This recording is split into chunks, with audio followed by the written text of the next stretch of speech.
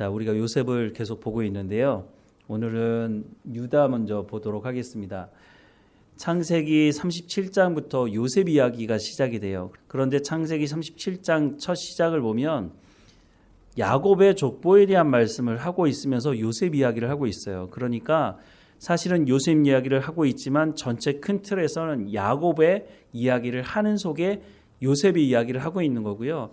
그리고 순서를 보면 37장에 요셉이 형들에 의해서 노예로 팔리는 사건이 37장에 기록이 되어 있고요. 그 다음에 38장에 그러면 요셉이 노예로 팔렸으니까 애굽의 노예로 팔린 요셉의 삶이 어떠했는지를 바로 연결해서 보면 될 텐데 38장에 유다 이야기가 있고 39장에 가서 요셉이 노예로 팔려서 어떤 삶을 살았는지 쭉 이야기가 진행이 되거든요. 그러면 갑자기 요셉 이야기를 하다가 중간에 왜 유다 이야기를 할까?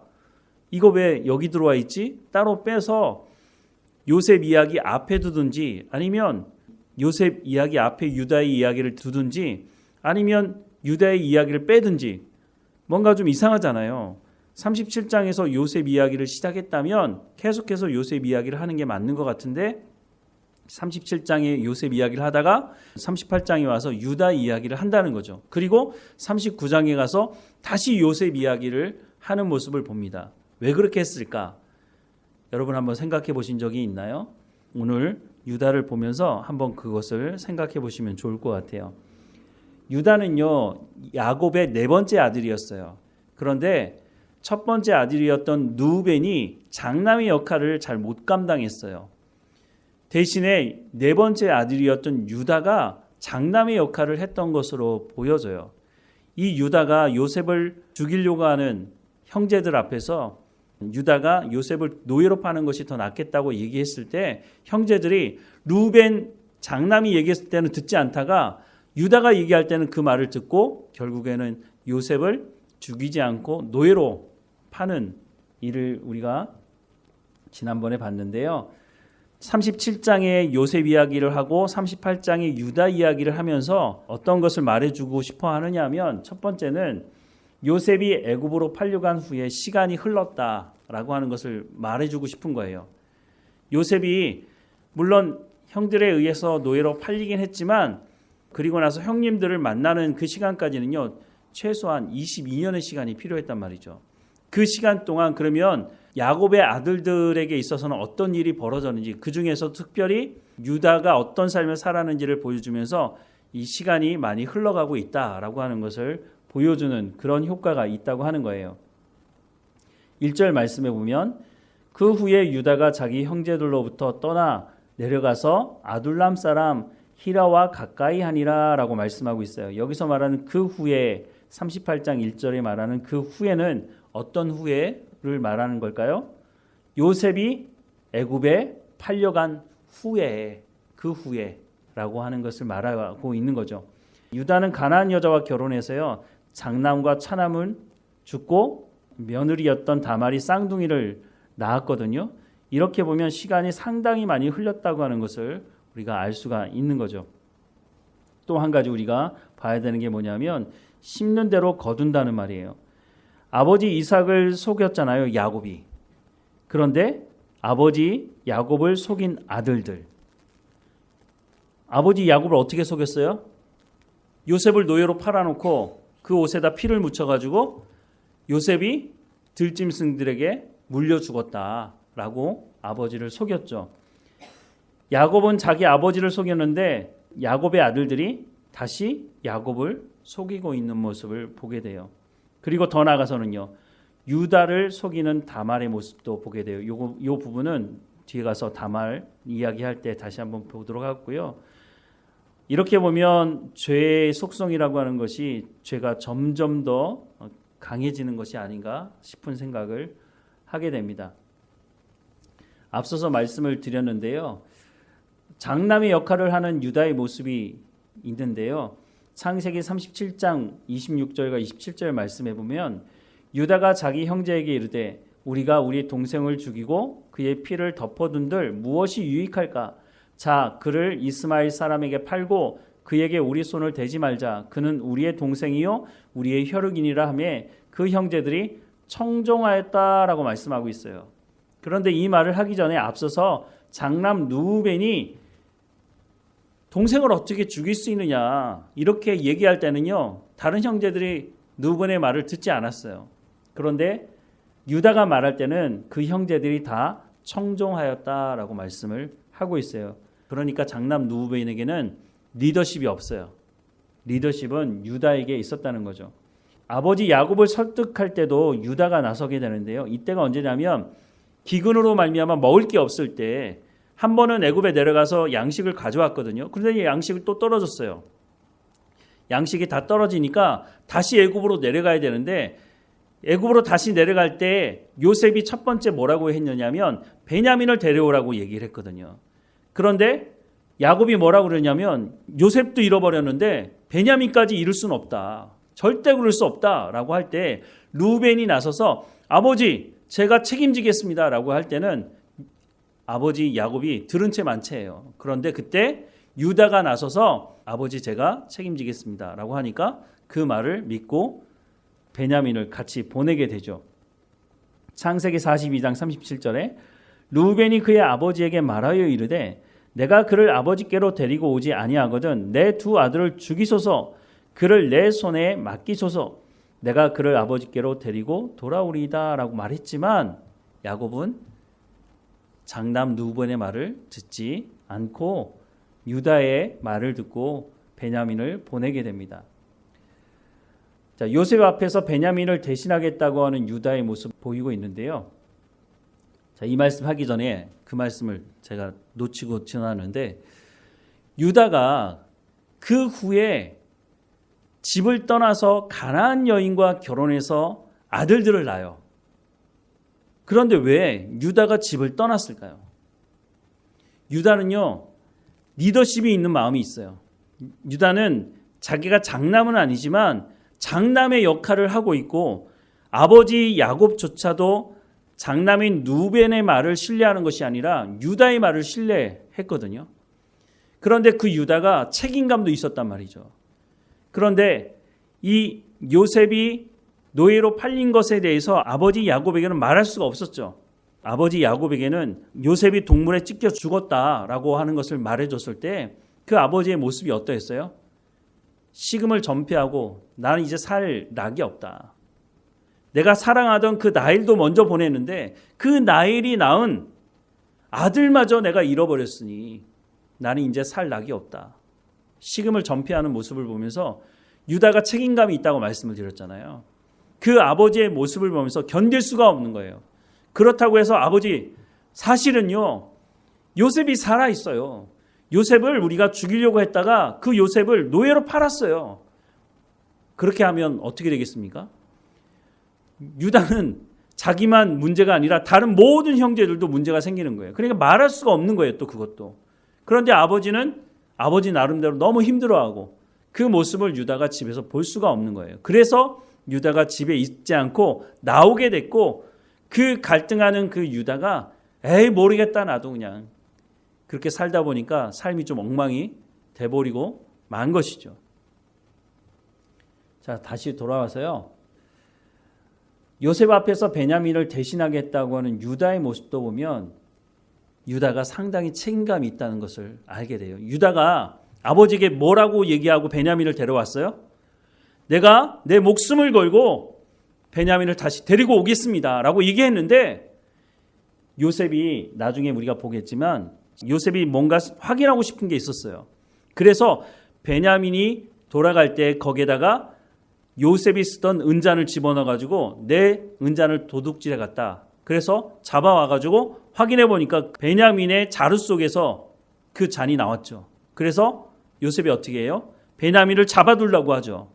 그때 유다가 나서서 뭐라고 하냐면 창세기 44장 33절에 이제 주의 종으로 그 아이를 대신하여 머물러 있어 내 주의 종이 되게 하시고 그 아이는 그 형제들과 함께 올려보내소서. 유다가 지금 뭘 얘기하고 있어요? 제가 대신 종이 되겠습니다. 그러니까 이 아이는 돌려보내시고 나를 잡아주십시오 라고 말을 하고 있는 거죠. 유다가 집을 나와서 여러 가지 일들을 경험하게 되는데요. 유다가 어떻게 변화되는지에 대한 말씀을 창세기 38장에서 사실은 기록하고 있는 겁니다. 형제 요셉을 팔자고 나섰죠. 유다가. 아버지 야곱의 괴로움을 보는 유다가 결국은 집을 떠났다고 조금 전에 말씀을 드렸죠. 그런데 그 유다가 나와서 그러면 잘 살았느냐? 그렇지 못했다는 거예요. 두 아들을 유다가 먼저 잃어요. 창세기 38장 말씀해 보면 유다의 장자 엘이 여호와 보시기에 악함으로 무슨 악을 저질렀는지 모르겠지만 하나님 보시기에 악해서 그 아들을 하나님께서 데려가셨다라고 말씀하고 있어요. 여호와께서 그를 죽이신지라. 오난이 그 씨가 자기의 것이 되지 않은 줄 알므로 형수에게 들어갔을 때에 그의 형에게 씨를 주지 아니하려고 땅에 설정하며 그 일이 여호와 보시기에 악함으로 여호와께서 그도 죽이시니라. 유다의 입장에서는 너무 절망적이었을 것 같아요. 자기 큰아들이 무슨 죄를 졌는지 모르겠지만 하나님께서 먼저 데리고 가시고 난 이후에 대를 이어야 하니까 그때는 형수 취수제라고 하는 것이 있어서 장남이 아들을 낳지 못하고 죽으면 둘째가 들어가서 아들을 낳아줘야 돼요. 근데 그 아들이 자기 아들이 아니고 형님 아들이에요. 그러니까 둘째가 그거 싫어서 땅에 설정한 일이 벌어졌는데 그 일이 하나님 보시기에 악하였다라고 말씀하고 있습니다. 의도적인 악을 저지르는 것은 하나님 가장 싫어하시는 거거든요. 그래서 첫째 아들, 둘째 아들이 다 죽임을 당하게 돼요. 유다가 그 모습을 보면서 어떤 생각을 하고 있을까요? 물론 하나님께서 우리의 죄의 문제를 회개하기 위해서 하나님 말씀하기도 하시지만 다른 상황으로 만들어서 하나님께서 회개하게 하시기도 하세요. 그런데 모든 상황이 다 그렇지는 않아요. 어쨌든 유다는 이런 일을 겪고 난 이후에도 바로 집으로 돌아가지는 않았다는 거예요. 어떤 일이 벌어졌느냐? 며느리가 유다의 아이를 낳아요. 시아버지죠. 유다. 창세기 38장 25절 27절에 여인이 끌려나갈 때에 사람을 보내어 시아버지에게 이르되 이 물건 임자로 말미암아 임신하였나이다. 청하건대 보소서 이 도장과 그 끈과 지팡이가 누구의 것이니까 한지라. 유다가 그것을 알아보고 이르되 그는 나보다 옳도다. 내가 그를 내 아들 셀라에게 주지 아니하였음이로다 하고 다시는 그를 가까이 하지 아니하였더라. 해산할 때에 보니 쌍태라, 쌍둥이가 나왔다고 하는 거죠. 이 부분은 뒤에 가서 또 말씀을 보겠지만 기가 막힌 일이 벌어진 거죠. 며느리가 시아버지의 아들을 낳은 거예요. 요 모습만 보면 야 이런 일이 있나? 이 성경이 기록된 말씀이 맞나? 이런 생각이 들기까지 합니다. 이 부분은 뒤에 가서 또 말씀을 드릴게요. 베냐민을 대신해서 자신이 대신 잡혀 있겠다고 아까 말씀을 봤죠. 유다가 이런 일들을 겪으면서 베냐민 대신에 자신이 잡혀 있겠다라고 말하는 것까지 나가게 됐다고 하는 거예요. 자, 이 부분이 상당히 좀 어려운 부분이기도 한데요. 다말은 유다의 첫 번째 며느리였죠. 다말이라는 말의 뜻은요, 종려나무라는 뜻을 가지고 있는데요. 이 다말이 시아버지의 아들을 낳는단 말이죠. 이게 얼마나 비윤리적이고 부도덕적인 일입니까? 그런데 성경이 분명히 기록되어 있단 말이죠. 도대체 이 말씀을 통해서 오늘 우리에게 하시는 말씀은 뭘까? 왜 하나님이 이 사건을 성경에 기록을 해 두셨을까? 다말은요, 남편 엘이 죽자 둘째 오난을 통해서 아이를 출산하려고 했어요. 그런데 오난이 어떻게 했어요? 오난이 자기가 아들을 낳으면 그 아들이 내 아들이 되지 못하니까 일부러 땅에 설정을 하게 돼서 결국은 오난도 죽고 말아요. 그러면 유다의 세 번째 아들을 낳아줘야 되는데 나이가 어렸단 말이죠. 그래서 유다가 기다리라고 얘기했어요. 그런데 사실은 죽을까 봐. 그래서 결국은 다말이 유다를 속이고 시아버지 유다로부터 씨를 받아서 두 아들을 낳게 됩니다. 다말은 반드시 대를 이으려고 했다는 거예요. 왜냐하면 그것이 하나님으로부터 받은 언약을 이어갈 수 있는 길이기 때문에 아들을 낳지 않으면 대를 이을 수가 없고 하나님의 언약을 이어갈 수가 없기 때문에, 그래서 다말이 집중한 건 뭐냐면, 다말이 부도덕적인 일을 했다고 지적을 한다면 그거 뭐 할 말이 없죠. 하지만 다말이 집중한 건 뭐냐면요, 하나님의 언약을 성취하기 위해 부적절한 방법을 동원한 것이 아니에요. 다말은 정상적인 방법을 선택한 것이에요. 유다가 그것을 막은 것뿐이죠. 다말은 예수님의 족보에 이름을 올리는 은혜를 잊게 돼요. 이걸 잘못 보면 다말은 부도덕적인 여인으로 보이지만, 다말이 집중했던 것은요, 어떤 성적인 욕구나 자기의 탐욕을 채우려고 아들을 낳으려고 했던 것이 아니에요.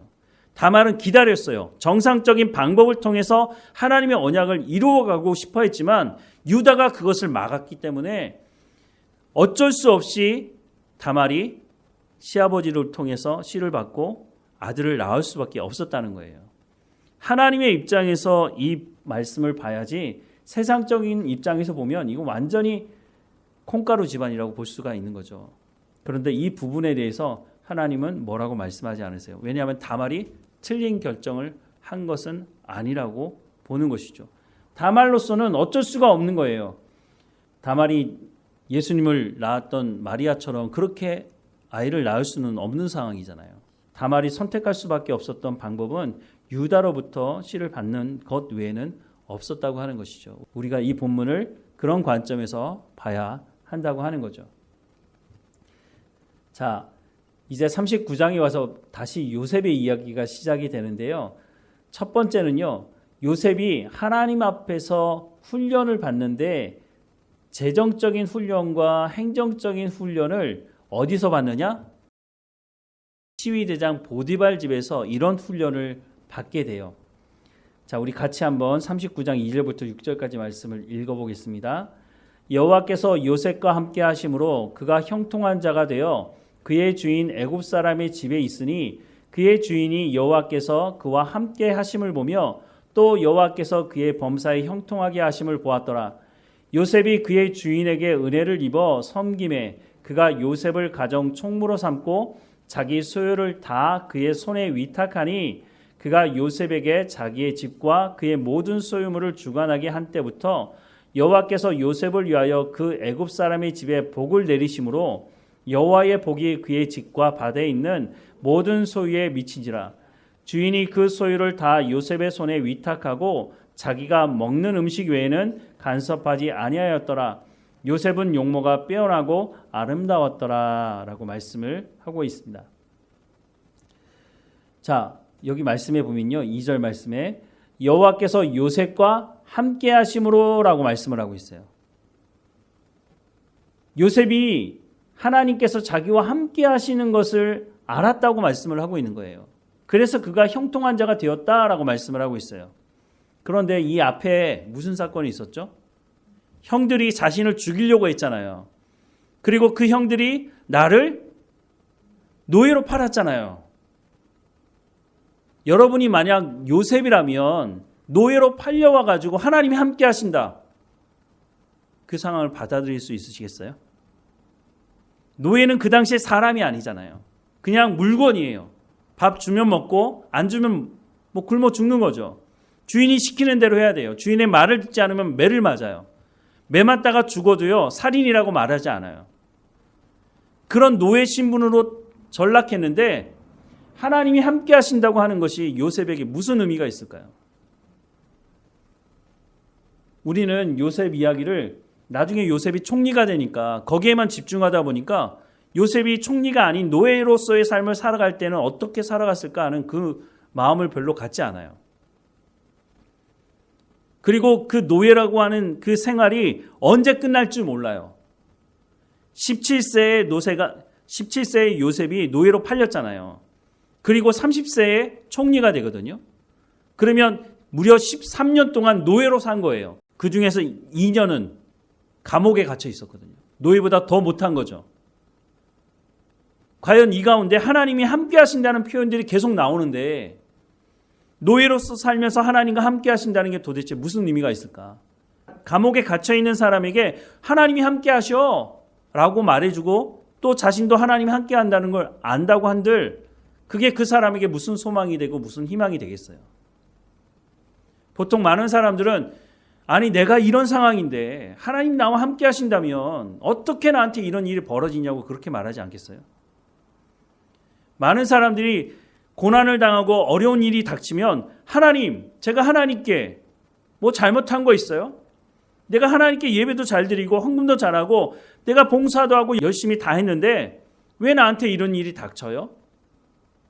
그런 질문을 먼저 하게 되는 것이죠. 그런데 그게 하루 이틀이 아니라 13년을 그렇게 살아야 된다면, 그것도 13년만 채우면 된다 하나님 말씀하신 적도 없어요. 언제 이 일이 끝날지 몰라요.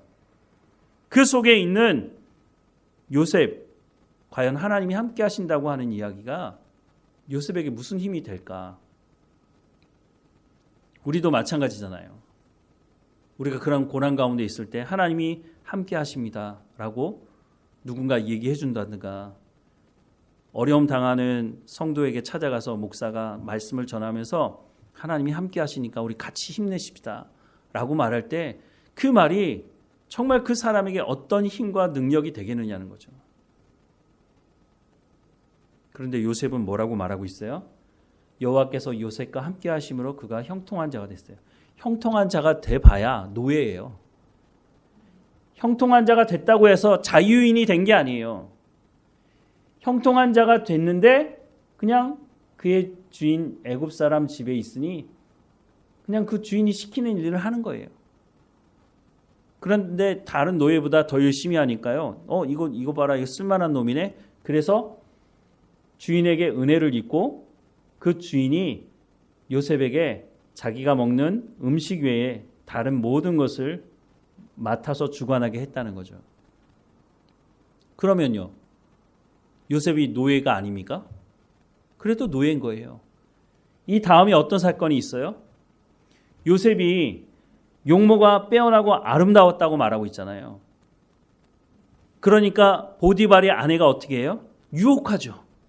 아무도 없을 때, 요셉만 집에 있을 때 요셉을 불러들이죠. 그리고 나서 어떻게 했어요? 요셉이 이러면 안 된다고, 하나님이 보고 계시는데 이러면 안 된다고 해서 자기 옷을 벗어놓고, 옷을 잡았겠죠, 그 여자가. 그러니까 옷을 벗을 수밖에 없는 거죠. 윗 저고리나 이런 것들이 이겠죠. 그걸 벗어놓고 도망갔어요. 그리고 나서 보디발이 집에 왔을 때 누구의 말을 듣겠느냐는 거예요. 요셉이 보디발의 그런 신뢰를 받았지만 그럼에도 불구하고 노예거든요. 그러니까 누구의 말을 들어요? 자기 아내의 말을 듣고 요셉을 어떻게 해요? 감옥에 쳐넣는 거예요. 여호와께서 요셉과 함께 하심으로 그가 형통했다는 말이 도대체 무슨 말일까요? 그러면 우리는 여호와께서 요셉과 함께 하심으로 그가 형통했다고 얘기하면 무슨 생각을 먼저 해요? 부자가 됐나 보다. 높은 자리에 올라갔나 보다. 출세했나 보다. 이런 식으로 생각하는데 요셉은 그렇지 않았다는 거예요. 요셉은 아무리 열심히 살아도 노예였고, 아무리 열심히 자기가 일을 해도 집안 여주인이 저놈 나쁜 놈이야 라고 한마디만 하면 감옥에 처박힐 수밖에 없는 사람이었다고 하는 거예요.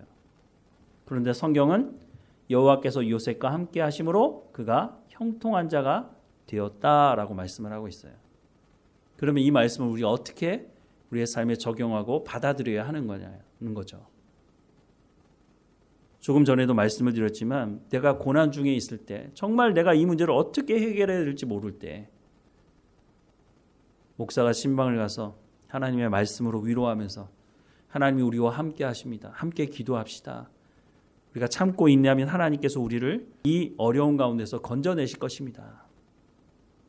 라고 말할 때 과연 그 말을 내가 받아들일 수 있겠느냐는 거예요.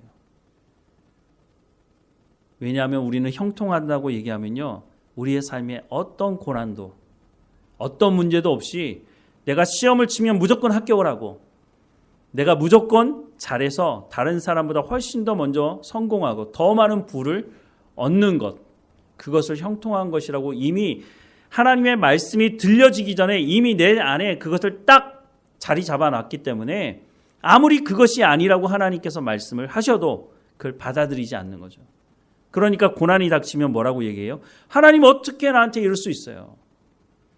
요셉이 지금 그럴 수 있는 상황 아니에요? 하나님, 내가 뭘 그렇게 잘못했다고, 형들이 뭐 좀 잘못했을 때 고자질은 좀 했습니다 그래. 하나님, 그렇다고 해서 형들이 나를 죽이려고 합니까? 내가 꿈을 꿨는데 그 꿈이 무엇인지 몰라서 형들에게 물어본 거예요. 정말 몰라서 물어본 건데 형들이 그것 때문에 나를 미워하고 죽이려고 하는 게 이게 말이 됩니까, 하나님? 아니면 어떻게 형들이 나를 노예로 팔 수 있어요? 다른 사람도 아니고 한 형제가 내가 그런 하나님을 어떻게 믿어요? 이렇게 말하는 게 맞을 것 같은데 요셉이 지금 그렇게 하지 않고 있다는 거죠. 오늘 우리가 삶을 살아가는 현장에서 이와 비슷한 일들이 일어날 때 우리는 그럼 어떻게 하나님 앞에 응답할 거냐는 거예요.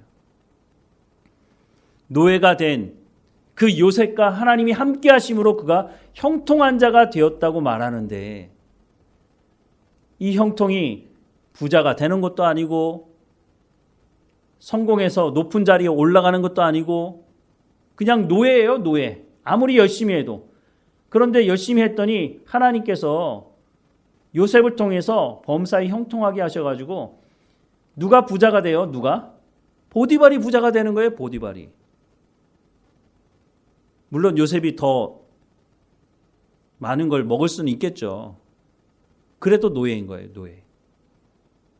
그런데 그게 무슨 형통이냐는 거죠. 다시 한번 우리가 생각해 봐야 됩니다. 정말 형통한 게 무엇인가? 하나님이 함께 하시기 때문에 그것 자체가 형통한 것이라고 사실은 말하고 있는 거예요. 우리가 고난 중에 있을 때나 우리가 성공할 때나 어떤 상황에 있든지 간에 하나님이 우리와 함께 하시기 때문에 그것이 바로 형통한 길을 가는 것이라고 말씀하고 있다고 하는 것이죠.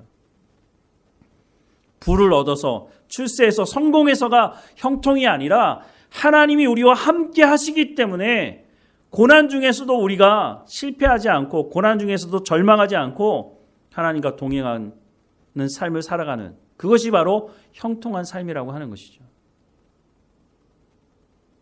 우리의 생각을 바꾸지 않으면 하나님의 말씀으로 우리의 생각을 바꾸지 않으면 여전히 세상에서 말하는 형통이 무엇인지 그 개념을 가지고 내 마음속에 딱 자리 잡고 이것이 형통이야. 잘 먹고 잘 사는 게 형통이고 내 삶에 아무 문제가 없고 주님 부르시는 그날까지 내가 높은 자리, 내가 명예를 누리며 살아가는 게 형통이야. 그렇게만 생각하고 있다면 요셉의 말씀을 도대체 이해할 수가 없는 상황인 거죠. 그리고 요셉을 보면 요셉이 총리가 된 것만 생각을 하는 거죠. 요셉이 노예로 삶을 살아갔던 그 어려운 시절을 전혀 기억하지 않는 거예요. 다윗은요. 다윗이 왕이 된 것만 기억하는 거죠. 다윗이 왕이 되기 전까지 얼마나 어려운 과정을 겪었습니까? 그런데 그 다윗이 그 어려움을 겪으면서 하나님과 동행하는 삶을 산다는 거죠. 그것이 바로 형통한 삶이라고 성경은 말씀해주고 있다는 거죠. 우리가 이 말씀을 보면서 형통이 무엇인지를 다시 한번 마음에 새겨봐야 합니다. 우리의 자녀들에게 어떻게 가르치나요? 너 무조건 성공해야 된다. 너 잘 먹고 잘 살아야 된다. 그런 말은 많이 해줘요. 그래서 부모님들이 자녀들을 교육하기 위해서 정말 뼈를 깎는 고통을 감수하면서 일하면서 학원도 보내고 대학도 보내고 그렇게 하죠. 그런데 정말 중요한 걸 가르치지 않는 것 같아요. 너 다른 건 몰라도 하나님 앞에 예배하고 하나님 말씀대로 순종하며 살아가는 경건의 삶은 포기하면 안 된다. 네가 아무리 성공해도 하나님을 잊어버리면 다 잃어버리는 것이다. 하나님과 함께 있는 것이 네가 형통하는 것이다 라고 하는 것을 잘 가르치지 않는 것 같아요. 그런데 요셉이 노예로서의 삶을 살아가지만 하나님과 함께 계셨기 때문에 형통했다라고 말씀을 해주고 있다고 하는 것이죠. 우리가 이 말씀을 다시 한번 우리의 마음에 깊이 새겨야 되고 내가 어떤 상황 가운데 있든지 하나님 나와 함께 하시는 것이 내가 형통하는 길입니다. 그러니 하나님 나를 붙들어 달라고 내가 하나님을 온전히 믿고 그 말씀의 언약을 기다리며 인내하며 내 삶 가운데 형통한 것이 무엇인지 맛볼 수 있도록 인도해 달라고 기도하며 삶을 살아가야 한다고 하는 것입니다. 성경은 분명히 말씀합니다. 여호와께서 요셉과 함께 하심으로 그가 형통한 자가 되었다는 겁니다. 요셉이 나중에 총리가 되기 때문에 형통한 게 아니고요. 총리가 되는 건 중요하지 않다는 거예요. 여호와께서 요셉과 함께 하시는 그 자체가 요셉이 형통한 자가 되었다라고 말씀을 하고 있다는 것을 우리가 기억해야 합니다. 그래서 요셉이 이 보디발의 집에 있으면서 모든 것을 다 주관하게 되는데요. 여기서 재정적인 것을 어떻게 다뤄야 하는지, 행정은 어떻게 해야 하는지 여기서 다 훈련을 받게 돼요. 보디발의 집이요, 우리가 생각하는 집 몇 채 있고 그런 집이 아니었어요. 보디발이 시위대장으로요, 집이 얼마나 컸느냐면 그 집 안에 정치범을 가두는 감옥이 있을 정도로 컸다는 거예요. 그러다 보니 이 집을 움직이는 이 재정이나 행정이 어마어마했을 거예요. 하나님께서 요셉을 이곳에 넣어서 고생하고 있는 그 요셉이지만 그곳에서 재정은 어떻게 다뤄야 하는지, 행정은 어떻게 해야 하는지, 이것을 노예로 삶을 살아가는 그 요셉을 통해 보디발의 집에서 노예로 살아가지만 거기서 하나님께서 이 훈련을 받도록 했다고 하는 것도 우리가 기억해야 됩니다. 왜냐하면 나중에 총리가 되면은요, 애굽의 전체 나라를 다스려야 되는데 그때 재정적인 것은 어떻게 할 건지, 이 애굽이라고는 큰 나라를 행정적으로는 어떻게 해야 하는지 그것을 모르면 어떻게 총리의 역할을 할 수가 있겠어요. 여기서 훈련을 받도록 한 것이죠. 자, 오늘은 여기까지 하도록 하겠습니다. 요셉이 하나님과 함께 하심으로 형통한다는 말씀을 전하다가 말씀이 길어졌는데요. 그 다음에 이어지는 이야기는 다음에 또 계속 하도록 하겠습니다. 기도하겠습니다. 사랑하는 하나님, 하나님이 우리와 함께 하신다고 하는 것이 얼마나 놀라운 은혜인지를 우리가 기억할 수 있도록 은혜를 허락해 주옵소서. 하나님, 우리는 더 잘 먹고 더 높은 자리에 올라가고 성공하고 출세하는 것이 형통한 것이라고만 생각해 왔는데 요셉은 노예로서 살아가지만 하나님이 함께 하시기 때문에 그가 형통한 자가 되었다고 말씀하는 이 말씀을 우리가 놓치고 살았는지를 다시 한번 돌아보게 하옵소서. 하나님이 우리와 함께 하신다는 것이 얼마나 놀라운 은혜인지를 다시 한번 이 말씀을 통해서 깨닫게 됩니다. 하나님, 우리가 어느 곳에 있든지 무슨 일을 당하든지 하나님과 동행하는 것을 멈추지 않도록, 우리가 하나님의 말씀을 우리의 손에서 놓지 않도록 하나님과 동행하는 삶을 살아갈 수 있도록, 하나님 부르시는 그날까지 하나님과 동행하는 삶을 살아가는 우리의 삶이 될 수 있도록 은혜를 허락해 주옵소서. 하나님, 어느 곳에 있든지 하나님의 말씀으로 우리가 새로워지게 하시고 세상의 기준이 아닌 하나님의 말씀의 기준을 가지고 살아가는 우리의 삶이 될 수 있도록 은혜를 허락해 주옵소서. 늘 우리와 함께 하시는 하나님께 감사드리고 예수님의 이름으로 기도드립니다. 아멘.